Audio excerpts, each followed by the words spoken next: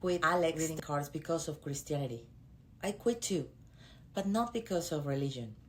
I quit because of one reading that changed how I understood spirituality forever. I started reading tarot cards when I was 13 years old. Self-taught, just a deck of cards, and an obsession with understanding why they worked. For over 10 years, I read for family, friends, anyone who asked. I had readings that came through almost word for word. The readings were so accurate that people keep telling me, you should do this professionally. And I almost did. Until I met the man who is now my husband. At the time, he had what most people will call the perfect career. Stable, secure, everything looked solid. Out of curiosity, one night he asked me to read for him. The cards came out and my stomach dropped. Everything pointed to the same message: a sudden collapse, an imminent fall. He was going to lose everything he built. He laughed. Honestly, I don't blame him.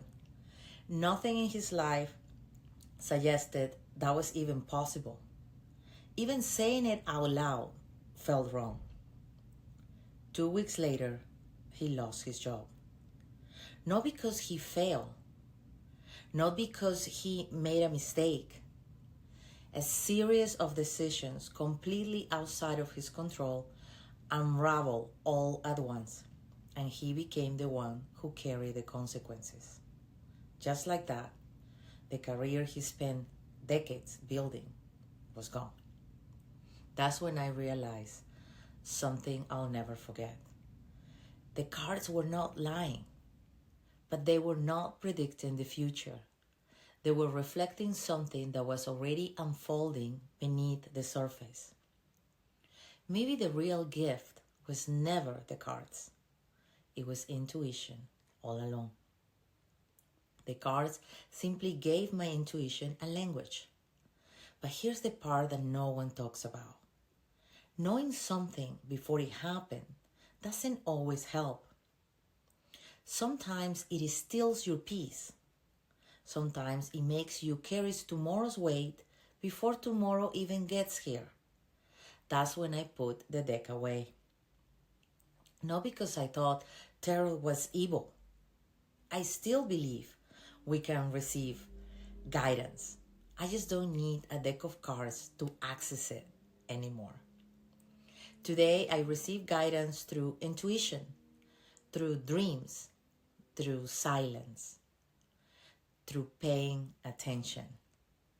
Tarot was not a mistake. It was a doorway, and I'll always respect what it taught me. But here's what I believe now.